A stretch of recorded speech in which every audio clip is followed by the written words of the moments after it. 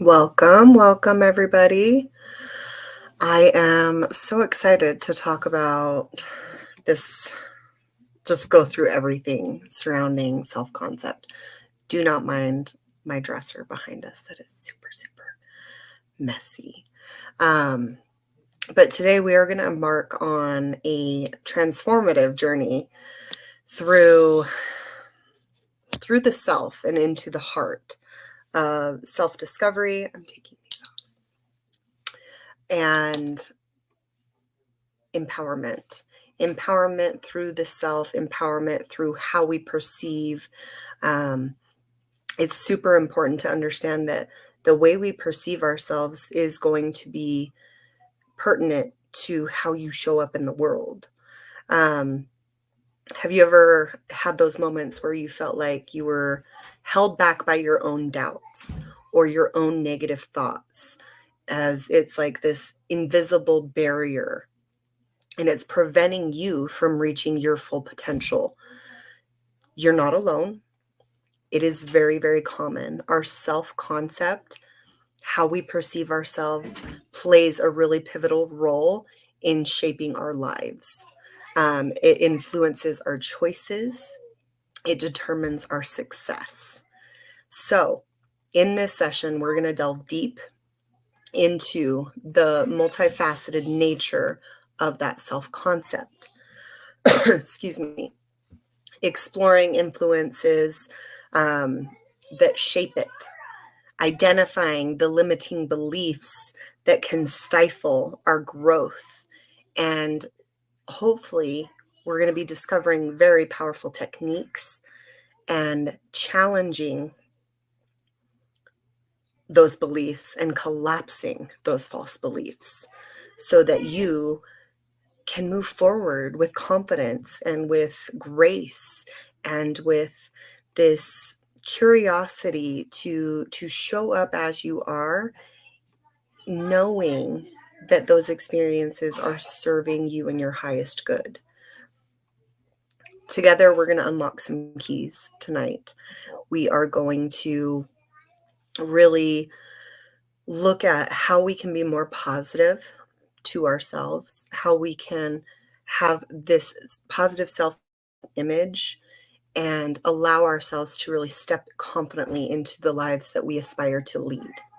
So, are you ready to break free from those constraints of limiting beliefs and embrace the empowered version of yourself?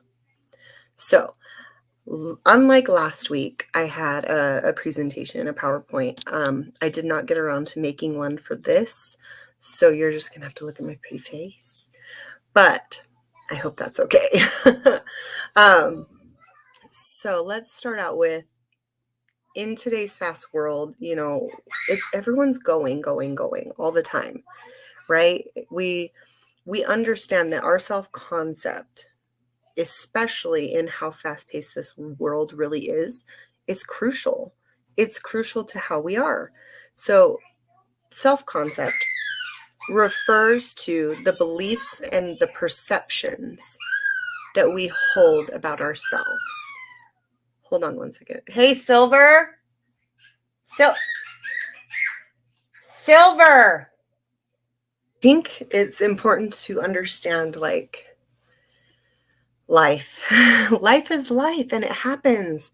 And I'm not going to apologize for my kids being kids and for my house being loud and, her cawing. Like, it's just, I'm a mom and I love empowering people. So here I am empowering you while my children yell and scream in the other room.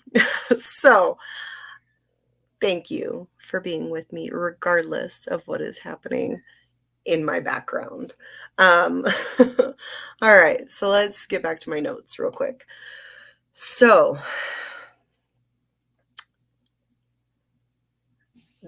what we're doing tonight is really, we're going to aim and explore all the intricacies of the self-concept, okay?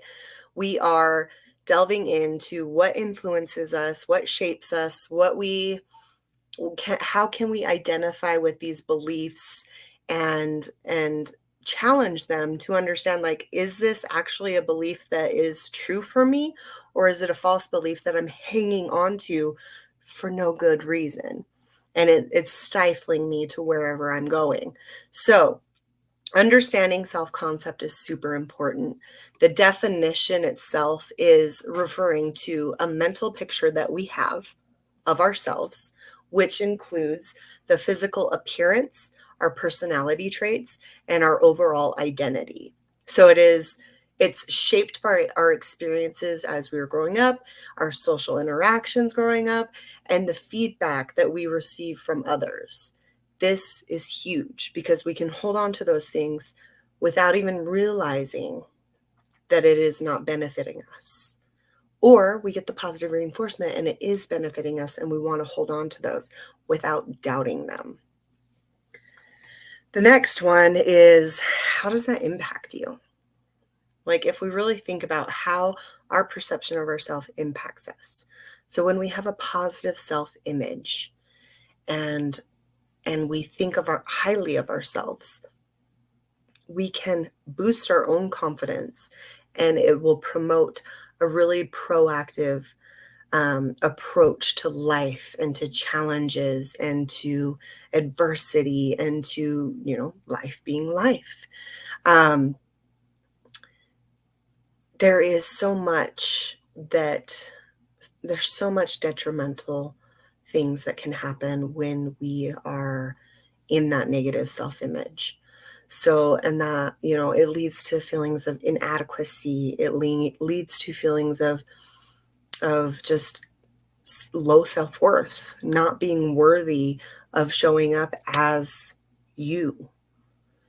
And so we start to mask and we start to pull down these things to try and fit into certain social boxes to feel accepted. And I'm telling you, like, fuck that. Be yourself, and be yourself on purpose. So the negative self-talk, it happens to all of us. And we do understand as adults that it really can hinder our growth personally and professionally. Self-esteem is a part of this self-concept. It is really like this evaluation that we make of ourselves, and it encompasses our feelings of that worthiness, and if we even self-accept. And it reflects back to us how we ourselves are valuing ourselves and our abilities to show up.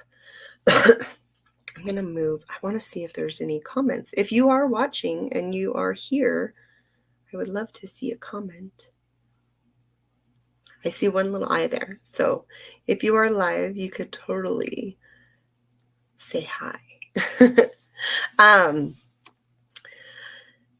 Okay, so high self-esteem. Let's go to high self-esteem. So this is like resiliency, motivation, our ability to face challenges. Whereas low self-esteem is going to result in that self-doubt and the fear of failure, fear of success.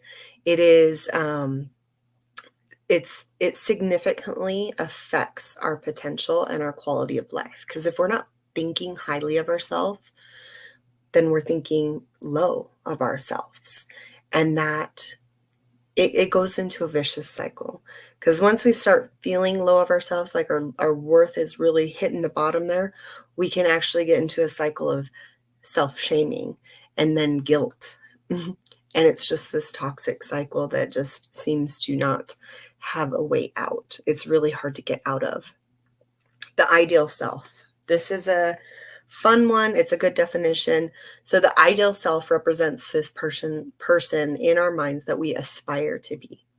It consists of things like our goals and our values and the traits that we wish to embody.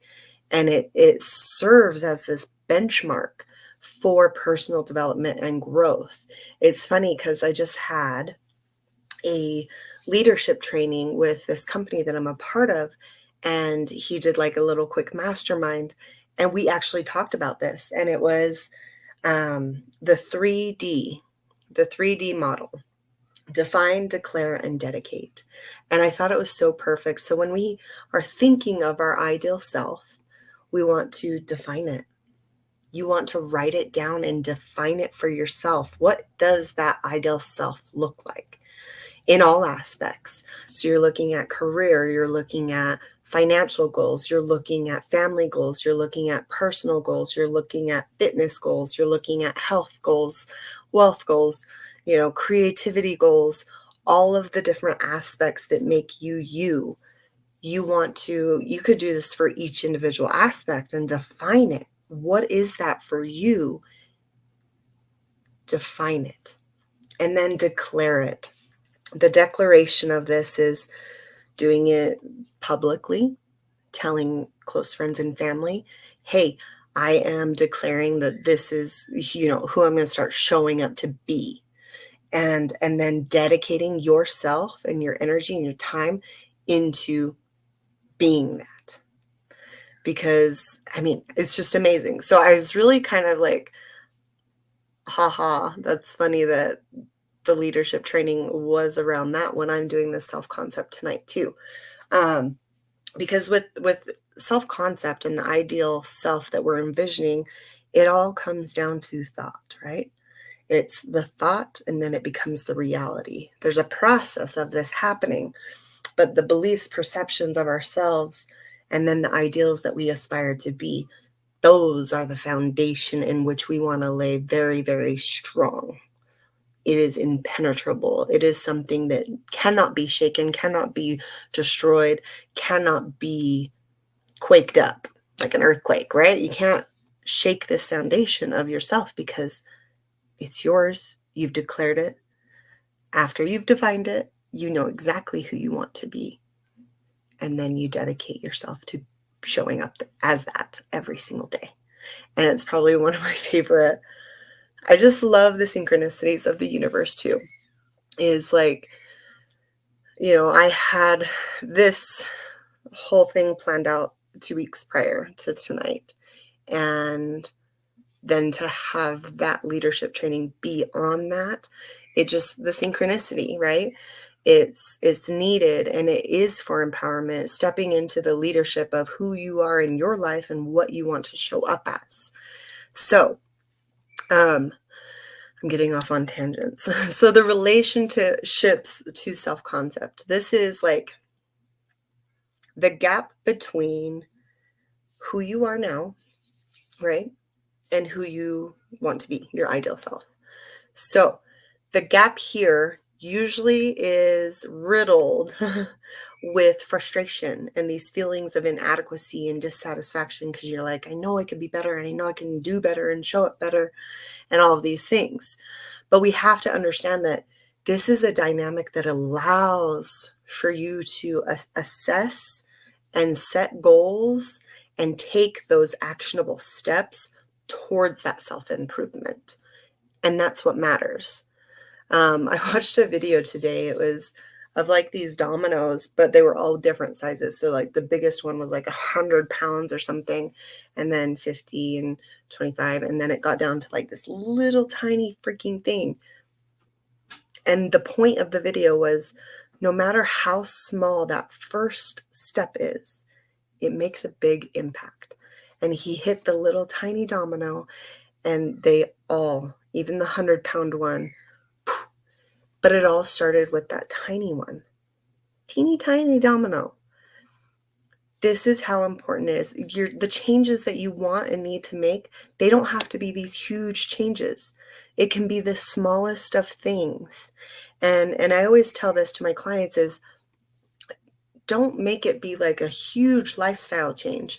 We're not taking away the bad, but we're adding value.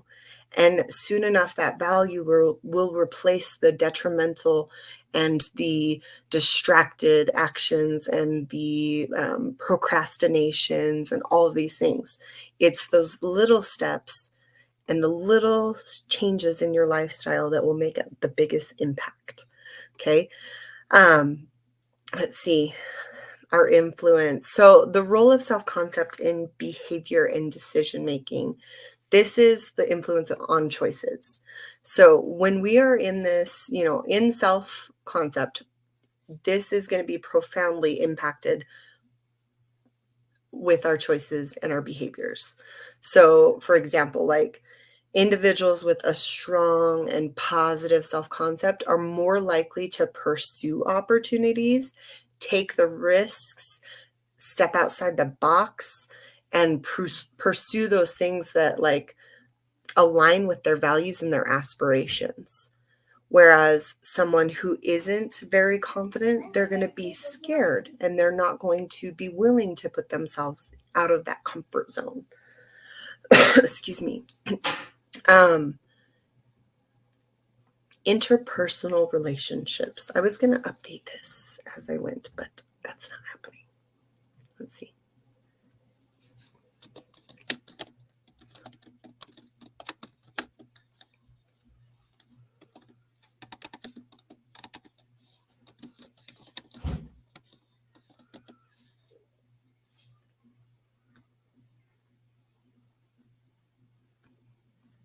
Interpersonal relationships.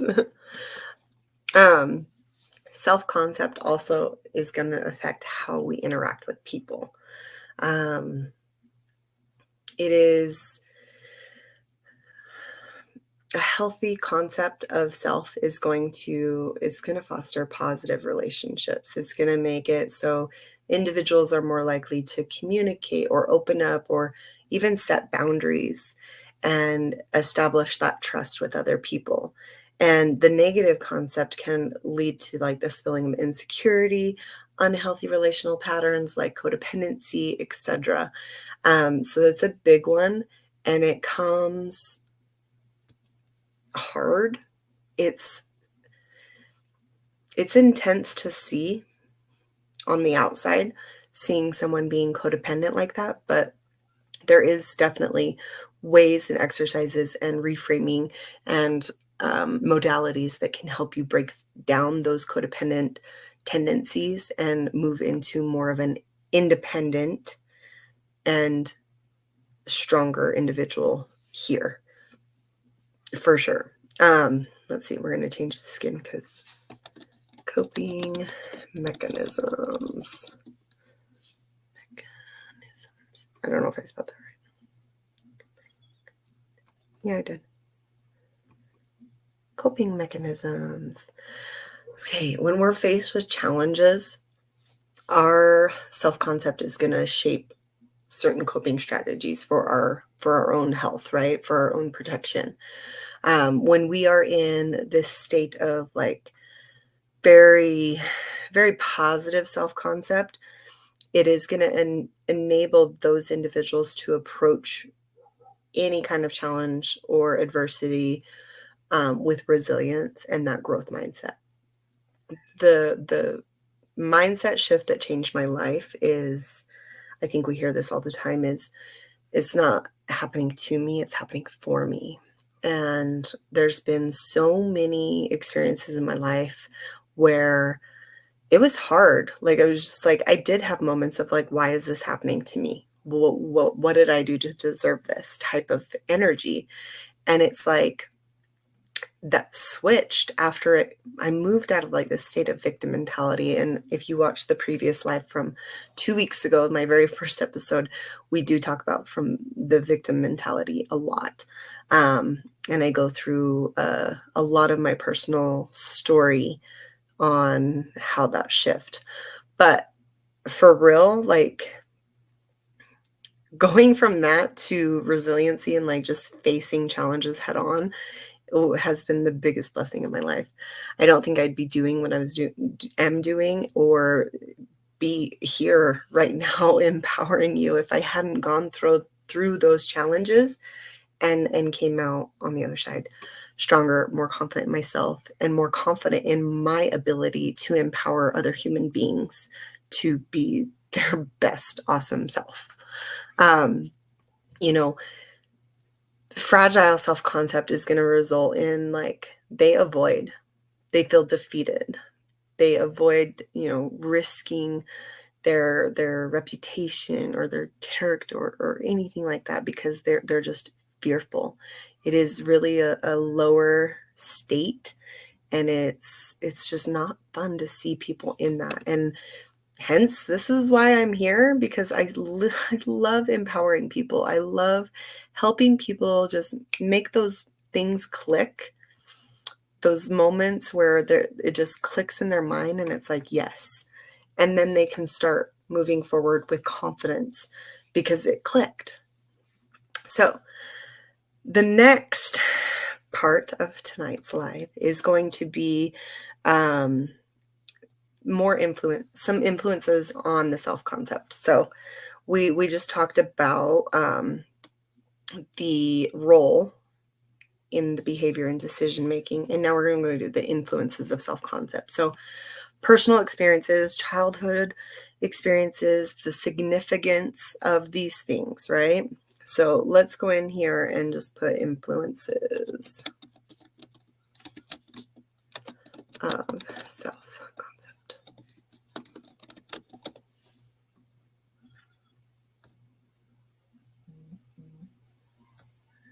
Okay.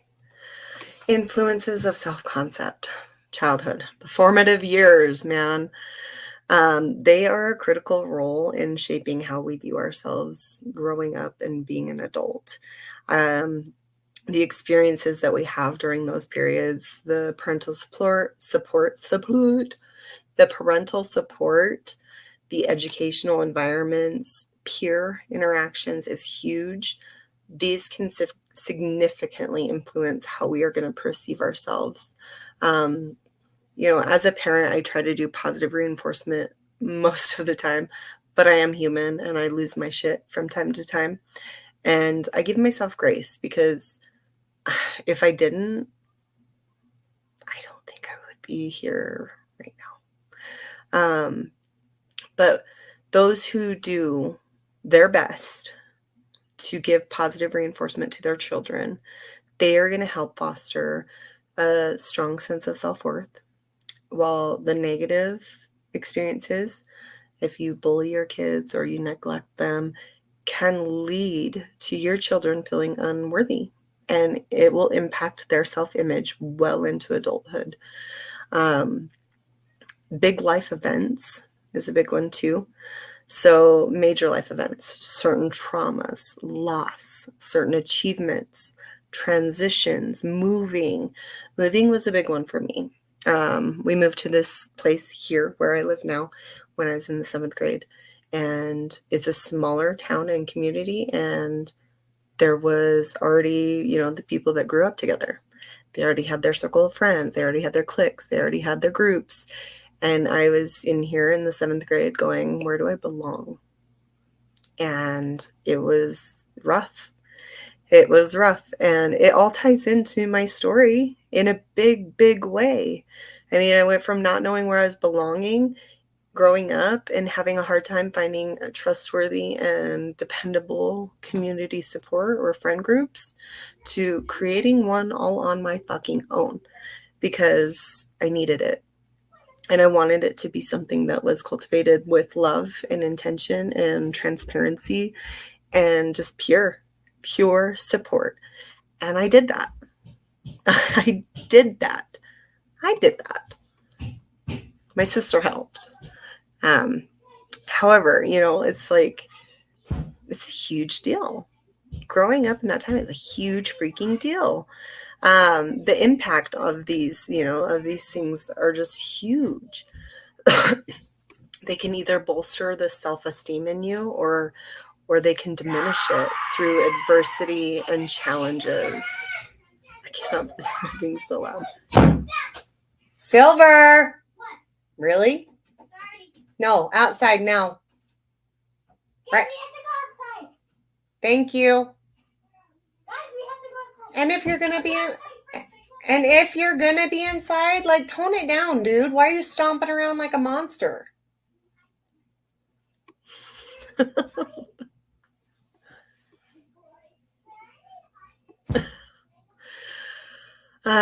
Okay.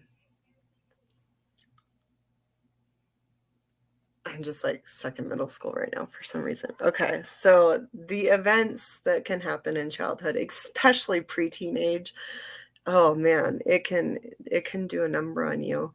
I always was like, I always had that feeling like, I don't know where I belong. I don't know who my friends are. I don't have a friend group. In high school, I kind of came more into my own, and I definitely hopped around friend groups.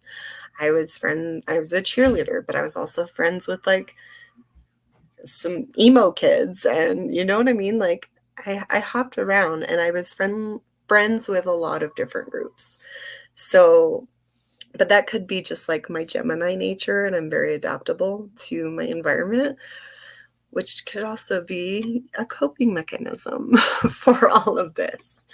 One that I was blessed with, thanks to being a Gemini. I have no idea. All right, we're going to move on to social influences. Sorry, I'm not going to say sorry. Okay. Banner. I don't know. I like those little banners. They're cute. Family and friends. Role of relationships. The feedback and opinions of family and friends it heavily influences our concept of self. Back to high school, there was definitely some girls in my class that were the epitome of what it looks like to be like a mean girl, I guess you could say, making comments about my body, and then me carrying that belief about myself well into my young adulthood. And I look back at it now, I'm like, why did I do that? Like, why did I let the opinion of someone else like weigh so heavily on me and like carry it with me like for a good chunk of my life? So it's so important to just like understand and recognize when you are holding on to these beliefs. Like sometimes I have clients that are like, yeah, the negative self-talk is actually my mother's voice or my father's voice or what have you. And so it's just super interesting that we are like sponges and we carry it with us. It's crazy to me. So supportive relationships are going to enhance that self-esteem, while critical or unsupportive like environments can lead to that negative self-perception of ourselves, right? Um, it's tough. Life is hard, man. Okay, go into the next banner. Cultural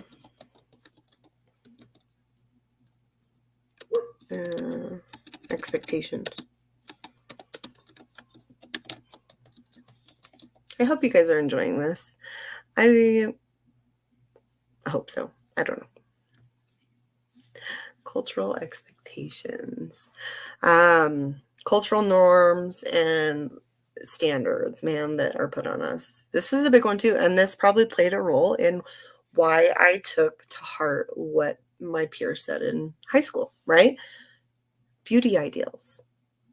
I mean, if you look back at our culture and, we're watching MTV and we're watching all of these things with celebrities and singers and actresses and whatnot, and they're being criticized for having, the tiniest of love handles or what have you. And it's just like they looked healthy and like a good weight for their height and everything, yet they were being torn to pieces by our society. And it's like seeing that influenced us, and subconsciously we take these things on, and it's like it's deep. There's lots of layers to our self-concept and how we see ourselves. This is why it's so important to view what is being thought here, observe it, and then challenge it if you feel like that is a thought that is holding you back and putting you in a box. Okay? The external expectations of this is just, it creates this pressure to conform, and it leads to like this inner battle and this inner conflict of like, I'm so dissatisfied with myself and I don't align with these social ideals. And, we need to recognize those influences and understand that it is crucial in how we are perceiving ourselves. 100%. All right, this one's for like the newer, what would it be? Gen Xers, Gen Z. I don't even know. I'm a millennial, I think. Media influence, social media. This one, man, I was only, let's see, I was part of MySpace. Yeah. MySpace was a thing. And then I think Facebook was like starting to get big in like 2009. And that was when I was like 20, 21. 21 years old is when Facebook became a thing. But even on like MySpace, you know, we had all like top 5 friends or 7 friends or however many, and where you were at in that lineup fucking determined how you felt about yourself with that friend. Like, you're not the best friend, you're the third to the best. Social media. It is a comparison culture to the max. It is often promoting like this really unrealistic standard of how we're supposed to be living our life, what success is, what lifestyles we should be leading. And we compare ourselves unfavorably, usually, to all the people that we're comparing ourselves to on social media. The effect that has on us, fuck, dude. The constant comparison is going to erode self-esteem. It's going to distort your self-image. And it is something that it's going to like push you to this point where you're going to strive to meet all these unattainable benchmarks that are set by and curated by online personas that probably aren't even real and are covered with a fucking filter. So it's like, are you putting a lot of weight into your value based on how many followers you have, based on how many people liked your post, based on XYZ? Do you put a lot of weight into that? I know I used to. I used to give a shit a lot.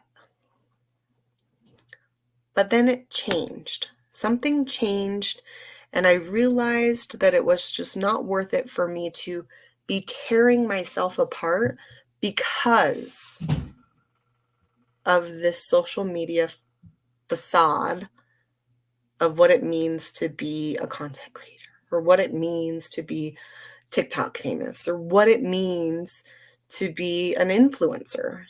Like, I don't care anymore. I'm showing up as I am because that's what I'm good at. And if people vibe with it, great. If they don't, great. I know I'm not made for everybody, and you know you're not made for everyone either. And it's supposed to be like that. Okay? One of my kids just fell. Are you okay?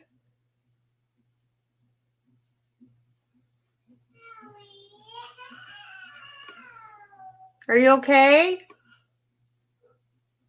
Hey, Amara.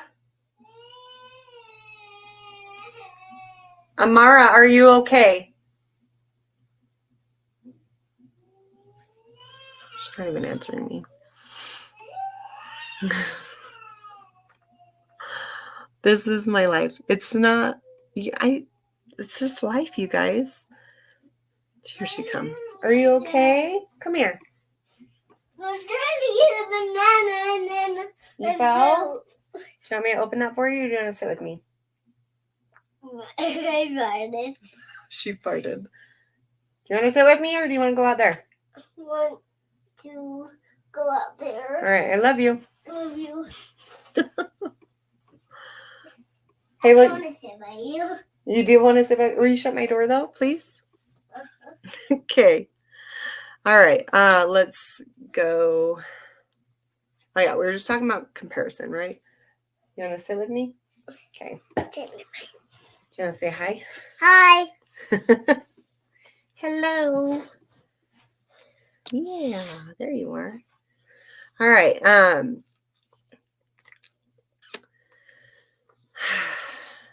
If you're showing up on social media and you're trying to be an influencer, or just be authentic, just be yourself, be very open to a positive representation of who you are.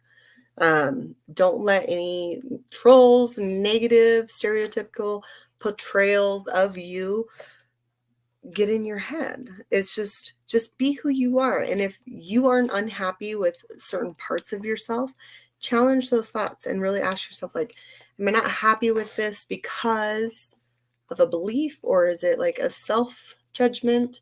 And you can really look and kind of pull back these layers of what's important to you and what you want to show up as. Please don't touch my glasses. Thank you. Okay. We're going to move on because we're at like 36 minutes. But let's see. This next one is going to be...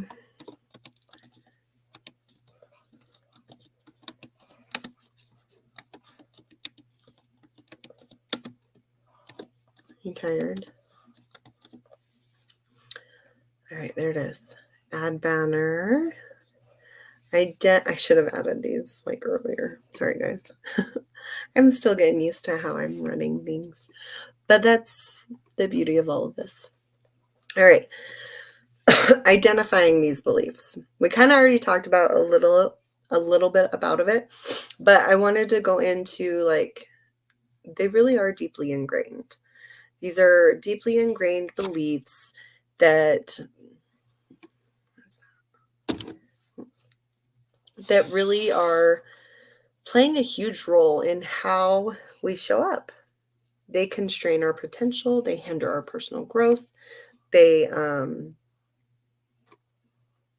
really can arise from past experiences and social expectations, and these are internalized messages from others, and lead us to just doubt our abilities and our worth. And it's just, we got to reach a point where my self-worth is worth more than other people's perceptions of me.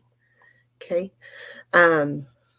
Limiting beliefs are often going to be negative or self-defeating, self-deprecating, manifesting as thoughts like, I am not good enough, I'll never succeed, or I don't deserve this happiness, I don't deserve joy, I don't deserve love. We have to recognize these beliefs. It's really the first step in overcoming them. I am big on, you are divine. You are a divine, universal light, Sparkle. Please don't touch the light, especially with your banana hands. Come on. Eat your banana, and then you can get out of here. You are a divine. You are divine in nature. It is your birthright to take up space and to be who you are and to express it in what feels the best for you.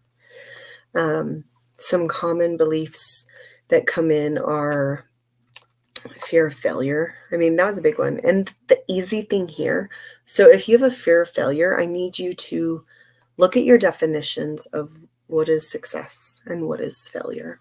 I had to do this when I was running my business with my sister. Is, we were coming to a point where we had to make a choice on whether to keep going or to close down the business. I had to work through my fear of failure and fear of judgment from the community. So I had to redefine what success was to me. I did not fail. We opened mid-pandemic. I was pregnant with this one, and I was committed. I was committed to that business, and it lasted for 3 years. So from 2020 to 2023, 3 years. We opened July 4th, 2020, and we closed June 30th, 2023. It lasted 3 years. And that, to me, was a success. Because why? Because I learned so much from it. I learned so much about myself, how I am a leader, how I'm an owner of a business, etc. Yes. What? Hold on, there's going to be something black. That's a fly. Did you see it? No, I'm moving. Okay, I'm doing a video, so you have to be quiet, okay? Yeah? So, if you have fear of failure, I need you to, this would be like you avoid taking risks or pursuing things that seem like an impossible task because of that fear, right? It's intense. But you need to understand that belief is probably preventing you from trying new things, stepping outside of your comfort zone, and it's going to lead to stagnation. It's going to lead to missed opportunities, and it's going to lead to a lack of personal fulfillment. So as individuals may settle for less than their true potential because of fear. I'm done, Mom. You can go throw it away? Okay. Love you. All right, the next one is imposter syndrome. This is a big one, and I've worked through this multiple times. There's layers and layers and layers of imposter syndrome. This is referring to, it's an internal experience, right? It's one that we believe that one is not as competent or capable as others perceive them to be. So, those who have imposter syndrome often attribute their success to luck or external factors rather than their own abilities. Like, oh, it wasn't me that got me there. It was X, Y, and Z. Consequences of this belief are chronic self-doubt, anxiety, procrastination, reluctance to accept praise from other people, or opportunities from other people. It really is one of those things where it stifles your growth and your willingness to accept your achievements as your own. Like, you'd rather have those be somebody else's. Even though you did it, you don't feel worthy of or capable that you did it. You're attributing it to something else in your life. Beliefs about worthiness. So many people struggle with feelings of unworthiness. It's like a huge core wound for a lot of people, believing that they don't deserve success or love or happiness, and it stems from that negative feedback that they received in childhood or the cultural conditioning. Self-sabotage. I feel like a lot of us, we have a lot of these things to a different degree or a certain degree, some major, some minor. But I do feel like as a collective, we pretty much all have worked through or have self-concept false beliefs, for sure. So self-sabotage is a big one. Unconsciously undermining your own efforts or rejecting positive experiences that are contradictory to your self-perception. You got to work through it. You have to identify it and start creating and cultivating different experiences to bring in that proof to the self that it's different, because it's really just perception shifts. Techniques for identifying these. So self-reflection exercises. Let's see. Self-reflection exercises. These are fun.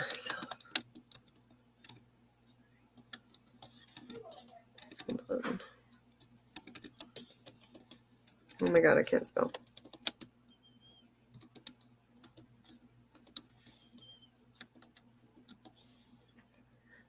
I can spell. I just can't see because I don't have my glasses on. All right.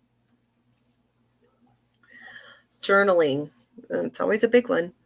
Writing about your thoughts, writing your thoughts out, feelings, experiences. This can include, like, what beliefs do I hold about myself? Or in what situations in my life, or in the past week even, what situations in the past week for you had you feeling the most insecure? So when you pinpoint the insecurities, you're going to pinpoint the false beliefs. So if you are feeling insecure in any way, shape, or form in any aspect of your life, I want you to question it. I want you to go in and be like, why? Why do I feel insecure about this? Okay. If you haven't heard of mind mapping is a good one. Creating a mind map can help you kind of visualize those connections between certain experiences to the beliefs. And usually when you do it enough, you can actually reveal patterns that may point to this specific belief, the false belief. More journal prompts. So if you want to write these down, please do so. What messages did I receive about myself growing up? What messages did I receive about myself growing up? I can think of a few off the top of my head. I'm actually going to write them down real quick.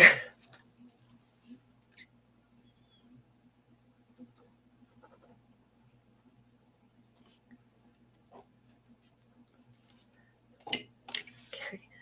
When have I felt like I couldn't achieve something? When have I felt like I couldn't achieve something? And then your follow-up question to that is going to be, what belief was behind that feeling? When have I felt like I couldn't achieve something? What belief was behind that feeling? The next one, what positive experiences have I dismissed or minimized?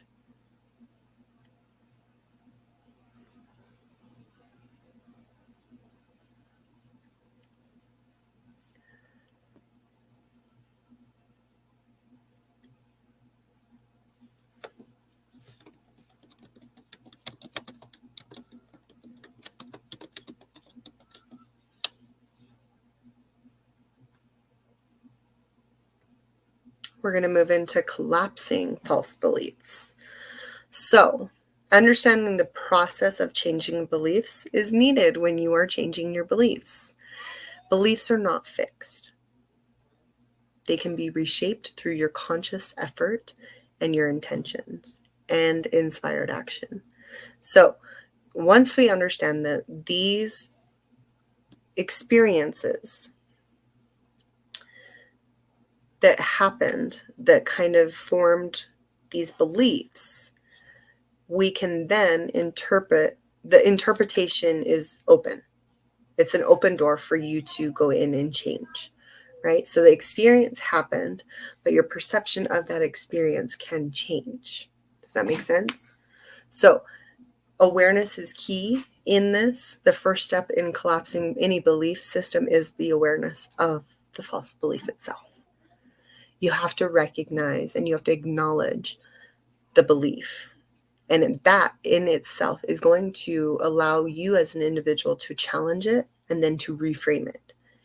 And I'm not saying this is like a one and done deal.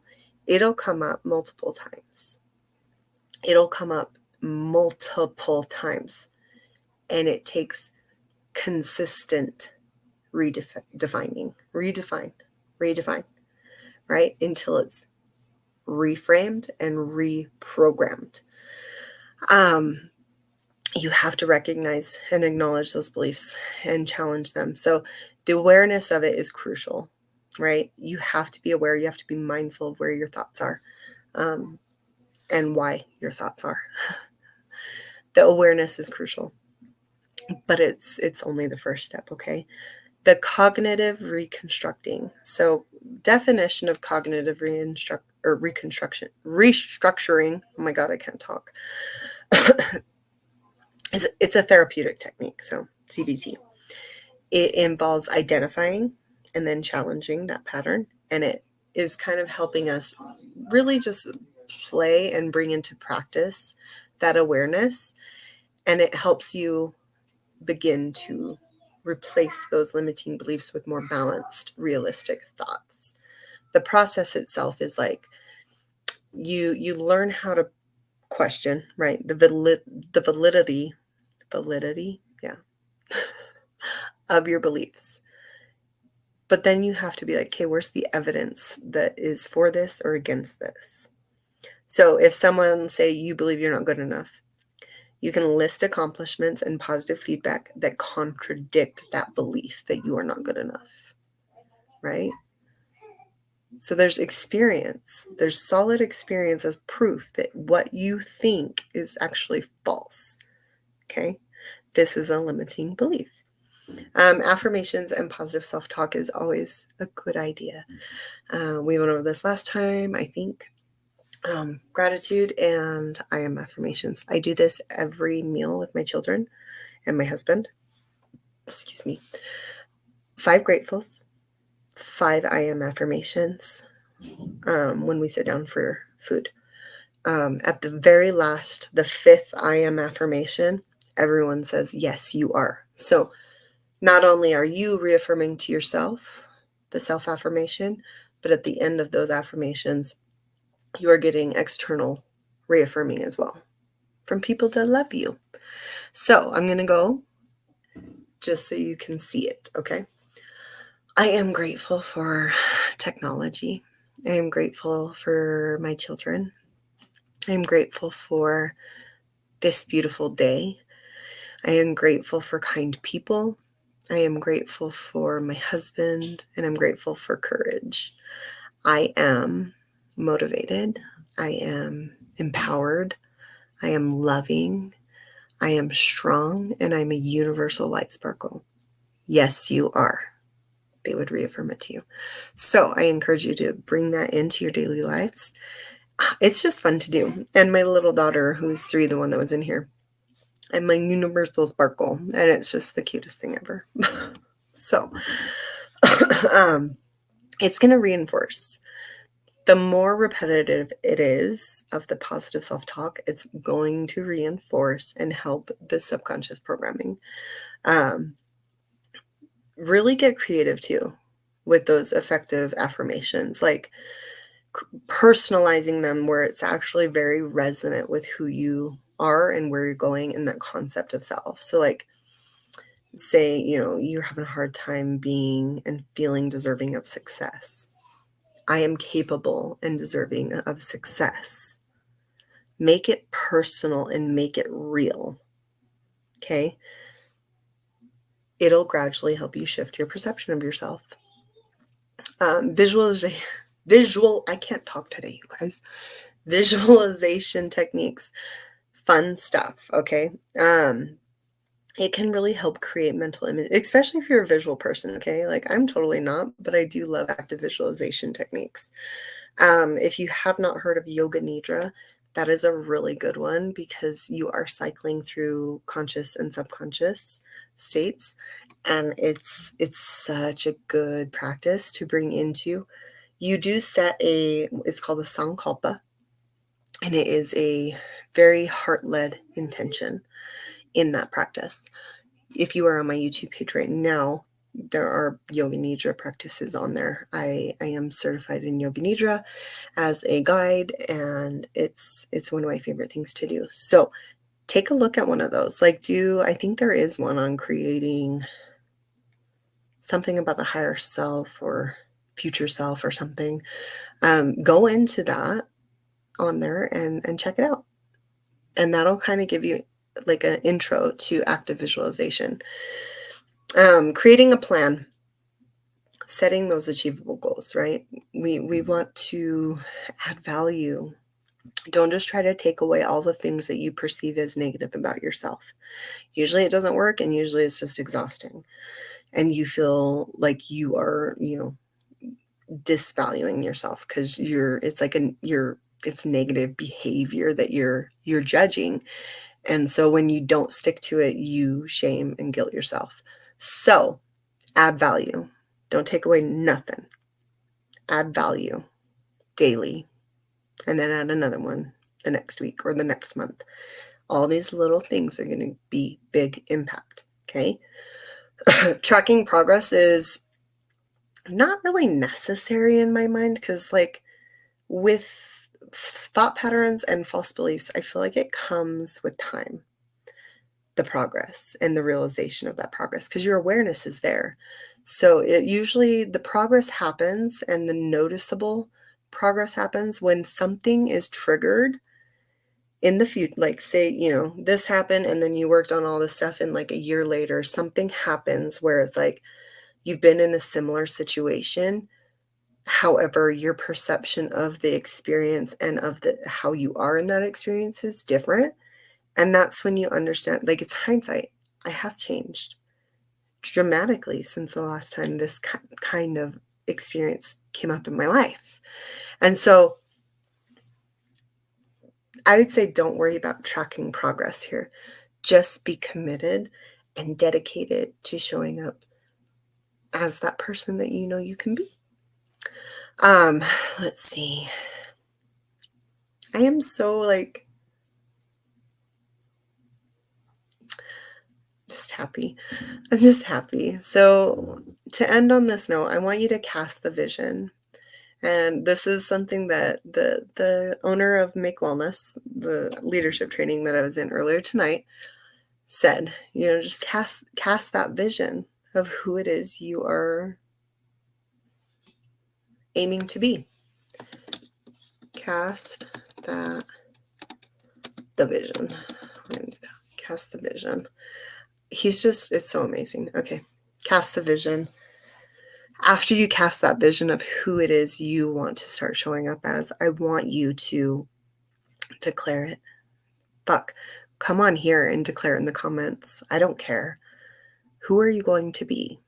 Who are you to the core? I think a lot of us, we know who we are, but it's pulling back all the bullshit and all the lies and all the things that we've just taken on from other people. And it's like, it's all these masks. So who are you? For me, I know I'm a leader. I know I'm a good guide, and I know I am wise, and I know I'm willing and able to show up for people when they need me. So cast the vision of who you see yourself to be, declare it in the comments here, and then dedicate yourself to that vision of who you are. I am so appreciative of everyone who watches this. I thank you for showing up for me. Even if you're not showing up for me, I'm showing up for me, and that's my dedication to myself. I love you all. I hope you have a wonderful, wonderful evening and enjoy the rest of your week. The next Empower Hour will be in 2 weeks. I don't know what day that is. October, I'm assuming. Let's pull it up real quick. The next one will be October 7th. Monday, October 7th, I will be live here again. I'm not sure what the theme will be, but it'll be empowering. Bye. Love you guys.